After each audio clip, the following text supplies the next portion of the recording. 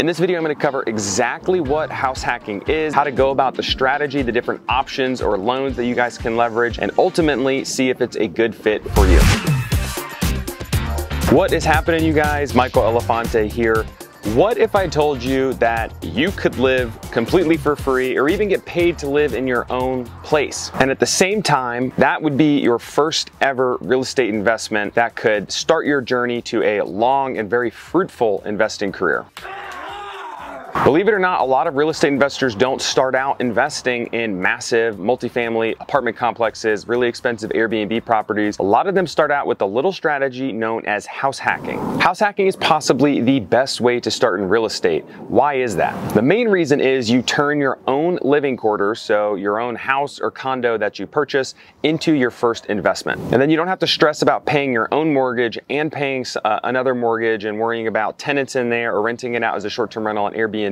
So house hacking, you actually live in a single family home or a condo, or maybe even a duplex, triplex, or larger multifamily. You live there, but you also rent out either the other rooms or the other units in the place. So why would you consider doing this? Number one is cost barrier of entry. Traditionally with investment properties, whether you're doing conventional loans or even commercial or portfolio loans, you need to put down 15, 20, or sometimes even 25 or more % as a down payment on the property to acquire that asset. With house hacking, you can do an FHA loan, or if you're a veteran, you can even do a VA loan. With an FHA loan, you could put as little down as 3.5%. With a VA loan, you could even qualify to put down 0%. That's important because it takes a lot less money out of pocket to get started with this strategy, and you're going to live in this place. So number one, the housing or mortgage cost is probably going to be less per month than it would be to rent a similar place out as a long-term lease. Once you're in the unit, you can rent out the other rooms, or you can rent out the other half of the duplex or the other 2 units of a triplex, for example,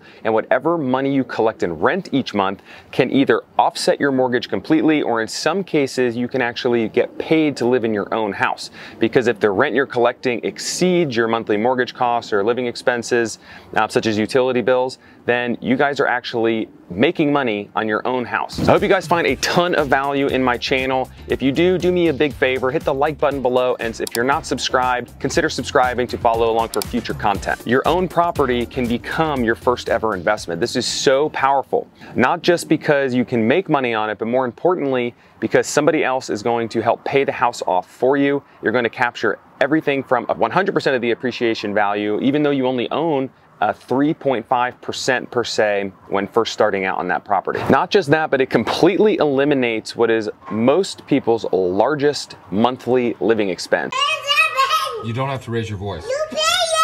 So your rent payment or your mortgage payment. Imagine if you did not have that $800, $1,500, maybe even $3,000 a month payment sitting on your plate every single month. If that is taken care of by someone else paying rent to live with you, imagine what kind of money that would free up every single year to either invest in more properties or put that money and invest it maybe in the stock market, wherever you guys have interest in investing. Or maybe you already have enough money to invest, but imagine freeing up a few $1,000s a month to maybe travel more or do things that you wanted to do, or pay off bad debt that you have, whether it's credit card or student loans. Freeing up that extra money can help you guys obtain financial freedom a lot sooner. The really cool thing about house hacking is you could do long-term rentals, which is the traditional, get a tenant in there on a 12-month lease agreement. Or if you guys are in a city or a location where you are eligible to rent it out as a short-term rental on Airbnb, you could also think about doing that. If you guys have followed me for a while, you know I'm very biased toward short-term rentals on Airbnb because it's really fun to provide a unique experience for other people that are traveling and staying in your home. And honestly, you can make so much more money operating a short-term rental than a traditional long-term rental. So house hacking provides you that flexibility. And honestly, in some cities like Nashville, Austin, Texas, and many others, there's permit requirements, and there's usually 2 separate kinds. There's non-owner occupied, which is most people think about with Airbnb.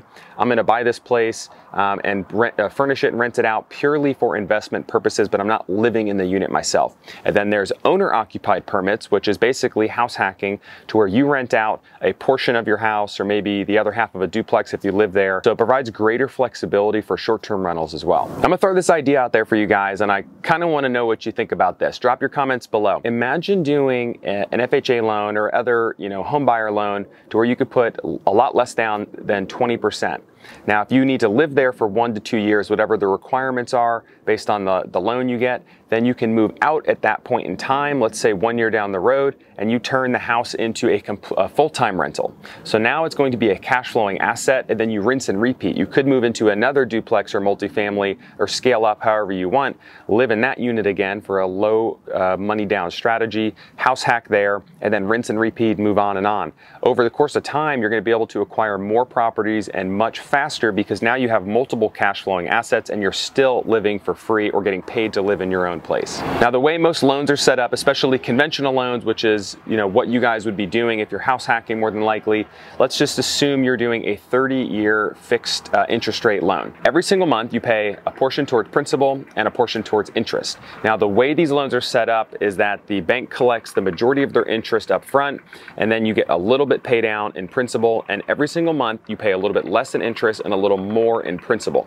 So literally every single month you're getting a higher percent equity position than you did the month before through principal pay down on the loan. And on top of that, we already touched on appreciation, but that's the beauty of owning real estate and the beauty of leverage. You leverage the lender or the bank's money to acquire these assets. And even though you only own, let's say 3.5% of that asset when you first make the investment, you get 100% of the appreciation value.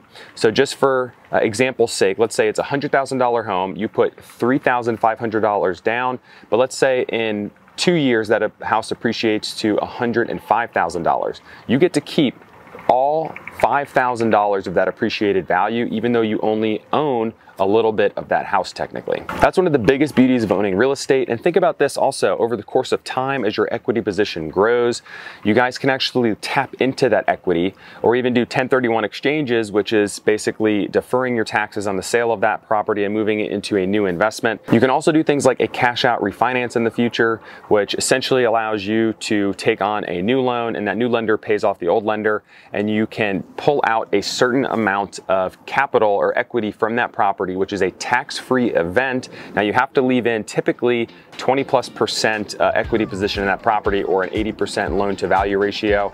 But whatever that difference is, you can typically pull out tax-free and reinvest it into more properties. So there's so many different strategies that you can branch off of just getting started.